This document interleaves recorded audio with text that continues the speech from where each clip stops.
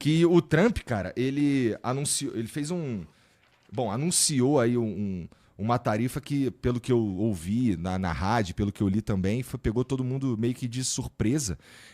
E aí a gente está agora vivendo, eu não sei se é especulação, se as razões são especulativas e tudo mais, mas tem o lance do Brasil, do BRICS, de uma forma geral.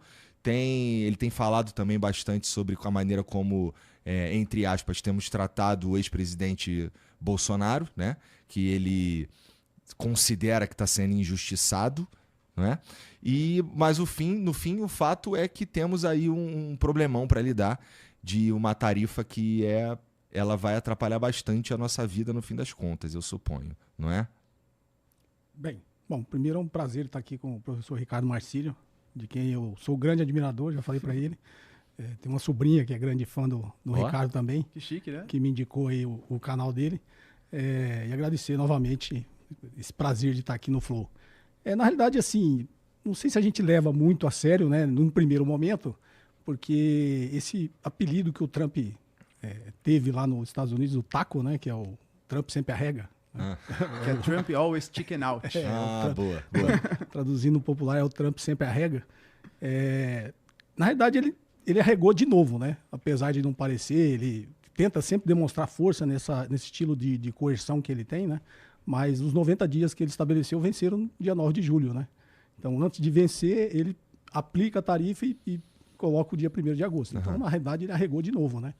Ele está dando sempre um prazo. E nessa carta, se a gente olha bem, primeiro é uma excrescência, né? A forma como ele se comunica como chefe de Estado. A carta nitidamente é uma colcha de retalhos, é meio que um Frankenstein, né? Ele inicia ali dando um teor político, tentando defender o indefensável, né? Que é pedir aí e tentar interferir em assuntos soberanos do Brasil, né? Não tem nada a ver um país tentar querer ditar aí o que o outro país vai fazer internamente com as suas instituições. Mesmo que o executivo quisesse, existe uma clara separação dos poderes aqui, né? Não é uma ação do executivo, é uma ação do judiciário. Mas ele começa a carta citando, né, a questão do Bolsonaro. No meio, parece que foi um Ctrl-C, Ctrl-V ali das outras, até então, né, das outras 21 cartas que ele enviou. Tanto que nesse meio aí, quando ele envia, ele fala de déficit. Os Estados Unidos não tem déficit comercial com o Brasil. E no final tem sempre o que ele sempre envia para os outros, que é um trechinho, não põe tarifa, senão eu vou somar a tarifa que eu já coloquei. E no finalzinho tem sempre o veja bem, né? Veja bem, se você, né, tentar negociar, tal, a gente pode rever isso. Então, assim, é uma carta que qualquer diplomata, qualquer negociador minimamente acostumado com essas relações internacionais vai levar a sério. E o mundo não tem levado a sério as cartas do Donald Trump, né? Eu acredito que chegando em 1º de agosto isso não vai acontecer. Mesmo que aconteça, o impacto tanto para os Estados Unidos quanto para o Brasil, eu acho um tanto que irrelevante, né? Até para os caras que estão produzindo commodity aqui no Brasil? Então, só sobre a carta ainda, né? Que eu acho que são... Por que o Trump ele fez essa carta? Eu acho que são alguns motivos principais. Porque talvez o principal motivo ele não tenha colocado na carta, que é a aproximação que o Brasil tem com os BRICS. Ele fala sobre a questão da política. Eu, particularmente, Igor, mesmo que ele seja a favor do Bolsonaro, muito difícil eu saber, né? Não acho que ele esteja querendo defender a democracia do Brasil. Afinal, mesmo se ele considera que o Bolsonaro solto é defender a democracia, ele não tem um histórico exatamente de defender democracias pelo mundo. Vide que ele não se importa com a Arábia Saudita, com a Turquia, com o Catar, por exemplo, que são governos autoritários, só que como são parceiros, não sofrem nenhum tipo de retaliação, né? Ou seja, se o Lula tivesse uma postura pró-Estados Unidos, possivelmente ele não estaria falando de democracia com o Bolsonaro. A questão da comercial mesmo, que aí ele cometeu inclusive um erro, já que o Brasil não tem esse déficit. E penso que é muito mais por conta dos BRICS. Tanto que hoje, por exemplo, ele já fez críticas à China, à Índia, ao Brasil também, falando que pode taxar em 100% esses países, caso eles continuem apoiando a Rússia na guerra. Percebe que é sempre contrário aos BRICS. E o Brasil, na última cúpula, ele falou de propostas como, por exemplo, alternativas ao FMI e ao Banco Mundial, que é uma coisa que desagrada ao governo Trump. Ele falou assim, para mim não faz sentido, por exemplo, eu vou negociar com a Argentina, eu tenho que converter o real em dólar, negociar em dólar para eles converterem. Vou fazer com moedas locais. Então, meio que tentando tirar o dólar como moeda de trocas internacionais.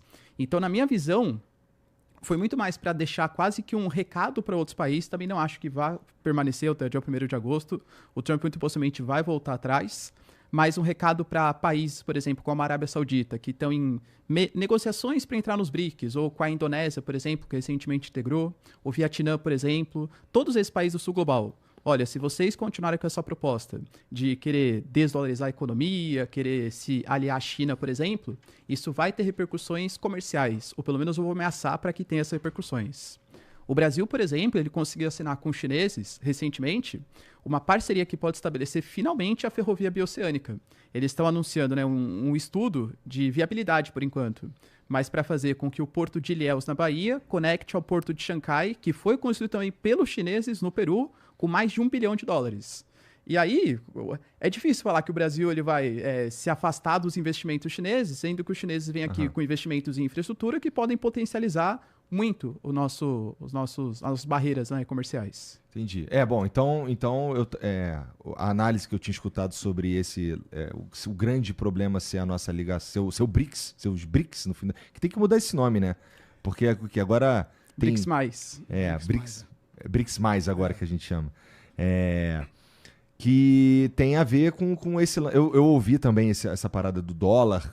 Cara, os caras estão querendo usar outra moeda que não seja o dólar e tudo mais. Mas se a gente fosse... Bom, vamos lá. Fala-se muito do BRICS e tudo mais. Vocês conseguiriam explicar aí, basicamente, o que é e para que serve BRICS? Que talvez a nossa audiência não saiba exatamente o que é. O BRICS, na realidade, as iniciais... Começou, na realidade, sem a África do Sul. Era o BRIC, né? Depois virou o BRICS.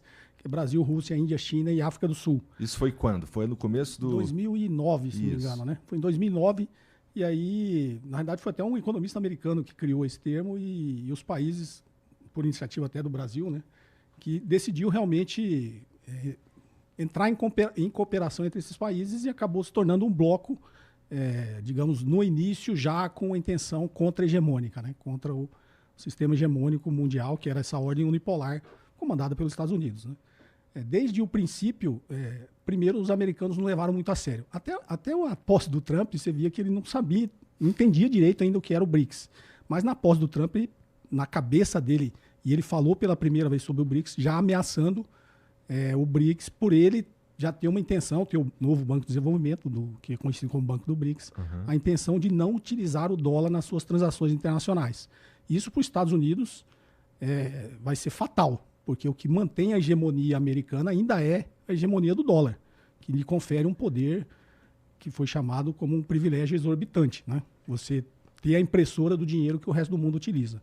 Só que, desde o início eu digo, né? Isso aí eu acho assim, quando você tenta demonstrar muita força é porque você é fraco, né? Então a posição dos Estados Unidos, com a ascensão da economia chinesa liderando esse bloco, que é o BRICS, que hoje já não são só os 5 países originais, né? Já tem... o próprio Irã, né? Essa guerra do Irã também é uma forma de tentar atacar essa união que existe no BRICS, principalmente Rússia, Irã e China, né? Já fazendo ali o que eles chamam do corredor norte-sul, a própria intenção da China da nova Rota da Seda, né? Da iniciativa chamada Cinturão e Rota. O Irã ali é um ponto central, principalmente porque ele está no Oriente Médio, né? Que muitas vezes, por muitos especialistas americanos, é chamado de Ásia Ocidental, né? Não é nem Oriente Médio, porque quando se pega todo o continente asiático, é como se fosse realmente o Oriente Médio ali, a Ásia Ocidental, né? Porque ali é a transição do Oriente para o Ocidente, né? Então, a parte terrestre passa ali pelo norte do Irã e vai até a Turquia e chega na Europa, né?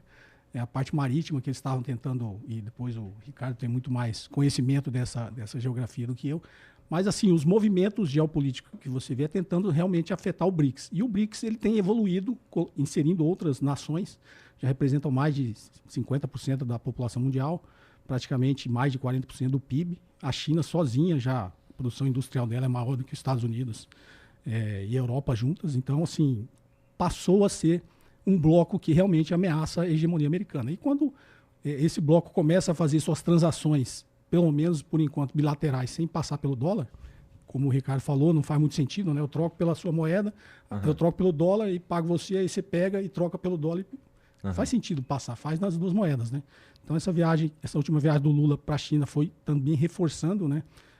Indo além até isso. Depois a gente pode falar um pouquinho mais sobre essas estratégias do mercado financeiro, que é fazer swap cambial sem utilizar o dólar também, porque hoje todas as ferramentas que o Brasil e os outros países utilizam de swap cambial em dólar, né? Não faz muito sentido também.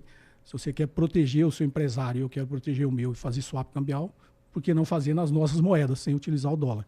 Então, todos esses sinais, por isso o Trump, desde dias da posse, ele fala, perder a hegemonia do dólar é como se perder uma guerra mundial. E é verdade, porque o que mantém todo o poderio americano, inclusive a capacidade dele financiar o seu poderio militar, é a hegemonia do dólar, né? Os Estados Unidos agora aprovou estourar lá a dívida americana em mais 5 trilhões de dólares. Só que o que é você poder emitir mais 5 trilhões de dólares? Você não pode emitir 5 trilhões de dólares de dívida se você não tiver mercado para vender essa dívida. E o mercado que os Estados Unidos utilizam para vender essa dívida é o mercado global. Se o mercado global parar de comprar essa dívida, ele teria que se financiar internamente. E ele não tem como fazer isso. Então, ele perder realmente a hegemonia do dólar é perder esse poder que ele tem, né? Um poder econômico incomensurável que financiou ele ter aí quase 800 bases militares espalhadas pelo mundo. Ainda mais agora ele incentivando guerras. Isso é dinheiro, né? Ele precisa estar ajudando Israel, é dinheiro que ele tem que mandar. Abandonou a Europa lá e a OTAN porque ele não tem como várias frentes de batalha ficar mandando armamento e financiando todos os países. Então, a grande preocupação dos Estados Unidos é econômica. E atacar o BRICS faz parte da estratégia dele. Então, como o professor Ricardo falou, atacar o Brasil é atacar o BRICS. Atacar o Irã é atacar o BRICS, né? E no final do dia, o objetivo final é tentar minar esse poder econômico que a China, que é irreversível, né? Essa ascensão econômica chinesa. Então, o BRICS é um bloco contra-hegemônico. E é um bloco diversificado, né? Além de ter o BRICS, a China também tem feito vários acordos com o continente africano, na Ásia Central, então com a própria Rússia, a parceria que tem com a Rússia, com o Irã. A China tem atuado em várias frentes, mas um bloco que reproduz o que seria um bloco contra-hegemônico é o BRICS. Entendi. E eu achei que na última cúpula dos BRICS, pelo menos é o que os diplomatas brasileiros estavam falando, né? Porque quando você pega os 4 fundadores, ou até a África do Sul, vamos colocar, vai. África do Sul, China e Rússia tem uma postura bastante contra Estados Unidos, bastante anti-Ocidente. Agora, Índia e Brasil é meio que aquele meio termo, negocia com os dois lados, né? Como a cúpula foi sediada no Rio de Janeiro e o Brasil que ia propor os temas, eu achei que o Brasil ia fazer aquela meio mais blasé, assim, sabe? Vamos colocar, por exemplo, a questão da saúde. E realmente formou uma comitiva na última cúpula para as doenças dos países subdesenvolvidos. Muito por culpa também dos Estados Unidos, porque os americanos eles saíram da OMS, isso já comprometeu bastante a ajuda que eles davam para os países pobres, e acabou também o USAID, que também, querendo ou não, financiava ajuda sanitária para os países pobres. Então achei que o Brasil ia focar na questão da saúde, na questão da governança da inteligência artificial, falar sobre uma pré-COP30, porque também a gente vai sediar a COP30 esse ano. Só que a resolução final, ela pegou em alguns pontos que desagradaram bastante os Estados Unidos. Por exemplo, a gente condenou as ações que Israel e Estados Unidos fizeram atacando o Irã. A gente fez críticas também às tarifas que foram aplicadas pelo Trump. Então a gente adotou uma postura bastante política. Até a Índia também, né? Que também tenta ser mais neutra na situação. Tanto que hoje, né, quando a gente pega o Senado americano ou o Lindsey Graham falando da possibilidade de taxar a Índia e taxar Brasil e China, mais uma vez, acho que é impensável fazer isso até pela própria economia americana. Se as repercussões que uma taxação de 50% no Brasil podem impactar bastante o mercado interno americano, imagina você taxar em 100% o mercado chinês, o mercado indiano e o mercado brasileiro ao mesmo tempo, em um momento em que você tem uma inflação maior do que a média histórica nos Estados Unidos. O Trump, por exemplo, brigando com o Federal Reserve para ver se ele consegue baixar a taxa de juros. E o Jerome Powell, falando que não pode baixar porque não tem certeza de quais vão ser os impactos das tarifas. Por isso que eu acho que nem vai para frente, não vão para frente essas tarifas, porque muito possivelmente os impactos econômicos para a sociedade americana vão ser muito altos. E o Trump sabe que ano que vem tem uma eleição importante, que é os midterm elections. Se ele não conseguir dar conta de controlar a inflação, de reduzir essa taxa de juros, muito possivelmente ele vai perder o controle da Câmara e aí vai dificultar o restante do seu governo. Basicamente, essas tarifas que ele está propondo, que ele está impondo, na verdade, porque, bom, tem lá o TOCA, né? Mas à medida que ele vai impondo essas tarifas aí, ele está, na verdade, atacando o próprio povo americano, porque no fim, outro dia eu tava vendo um vídeo dos caras falando assim, e aí, você é a favor do Trump, dessas medidas do Trump, não sei o quê? Aí o cara, não, só a favor, que não sei o quê. Passa uma outra pessoa. Alguém me falou isso, eu fui encontrar esse vídeo. Aí o cara passa um outro cara e fala assim, porra, mas aí quem vai pagar a conta é a gente, cara. Porra, não tá entendendo isso? E tudo mais. No fim, uma das... Dá pra dizer que ele volta atrás porque, no fim, ele saca que vai pegar... Ele sabe, desde o começo, que isso pega de verdade é o próprio povo americano, não é isso? Esse vídeo eu também já citei algumas vezes, que é engraçado, que o cara tá passando, é um Deve importador. ter sido tu que me falou. Pode ter sido na última conversa. O importador fala, não, cara, quem vai pagar somos nós, né? Deixa eu te explicar. Né? O produto vai entrar, quem vai pagar sou eu. Eu tenho uma importadora, eu vou pagar, obviamente eu vou repassar pro meu preço, o distribuidor vai repassar pro preço, no final, quando você for comprar o produto, é você que vai pagar. Então, assim, o americano médio, ele não tem essa compreensão. E eu acho que quando ele começar a sentir esse impacto, aí tem esse impacto político na base do Trump, na base eleitoral. Então a gente estava até comentando antes, né? Pô, o Brasil, tudo que representa do PIB brasileiro 2%. Não vai gerar um impacto tão grande para o Brasil a ponto de gerar uma recessão econômica no Brasil. Óbvio que é ruim. Setorialmente, as empresas que vão ser impactadas vai ser ruim e vai ter um reflexo na nossa economia, mas não a ponto de gerar uma recessão econômica. A gente está falando, nos Estados Unidos, o Brasil representa 1%, vai gerar não. Mas quando você vê no dia a dia, a gente está falando, metade do suco de laranja dos Estados Unidos é importado do Brasil. Faz parte do café da manhã do americano. O próprio café faz parte do café da manhã. A gente viu, quase deu uma revolução por causa do ovo. Não tinha nada a ver com tarifa, foi uma gripe aviária, mas... Então, assim, no dia a dia do americano, quando ele começar a sentir esse impacto, ele vai pagar 50% a mais no suco de laranja, vai pagar não sei quantos por cento a mais no café, e isso impactar no bolso e vai gerar inflação nos Estados Unidos. Tudo bem que a inflação é calculada de uma forma diferente, pode não ter o impacto que a gente imagine, mas terá um impacto inflacionário. Né? Os Estados Unidos compram aviões da Embraer. Ele compra não é porque ele gosta da Embraer ou porque está tentando ajudar o Brasil e a Embraer, ele compra porque ele precisa. Se a Boeing tivesse aviões que fizessem o mesmo papel que os aviões da Embraer, ele compraria da Boeing. Ele está comprando da Embraer porque ele precisa. Então eu costumo brincar assim que o que é o que os Estados Unidos está fazendo.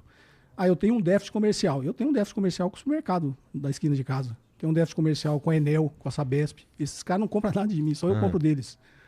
Eu vou aplicar uma tarifa que eu mesmo vou pagar. Falo, supermercado, a partir de amanhã você vai ter vou aplicar uma tarifa em você de 50%, tá? Tudo que eu comprar de você eu vou pagar 50% a mais. Não faz sentido. Eles não compram dos outros países porque eles estão ajudando, eles compram porque precisam, entendeu? E a globalização, o que o próprio Estados Unidos pregou ao longo do tempo, né, o consenso de Washington, livre comércio, livre fluxo de capitais, livre mercado, foi o que estabilizou a economia global da forma que é. Vai ter um impacto, se isso tudo for para frente, vai ter um impacto, mas o mundo vai se reacomodar. O Brasil vai deixar de exportar suco de laranja para os Estados Unidos, digamos. Não vai exportar mais o que exporta, vai perder metade das exportações por conta da tarifa. Né? Mas os Estados Unidos vai ter que comprar de alguém essa laranja. Vai comprar de outro país. Aí o Brasil vai exportar para esse... Então, esse deslocamento do mercado vai acontecer, mas o mundo vai se reacomodar. E, no final das contas, se ele levar essa política em frente, quem vai pagar são os americanos. Quem paga a tarifa é quem importa. São os americanos que vão acabar pagando isso aí. E eu acho que não chegará nesse ponto, porque quando o americano médio começar a sentir o impacto das tarifas no dia a dia, das contas que ele tem que pagar, vai existir uma pressão muito forte. Já está existindo, né? Várias mobilizações, manifestações, não só populares, como no próprio Congresso americano, contra, né, essa política tarifária do Donald Trump. Então eu acho que, no limite, isso não vai em frente do jeito que ele está imaginando que vai.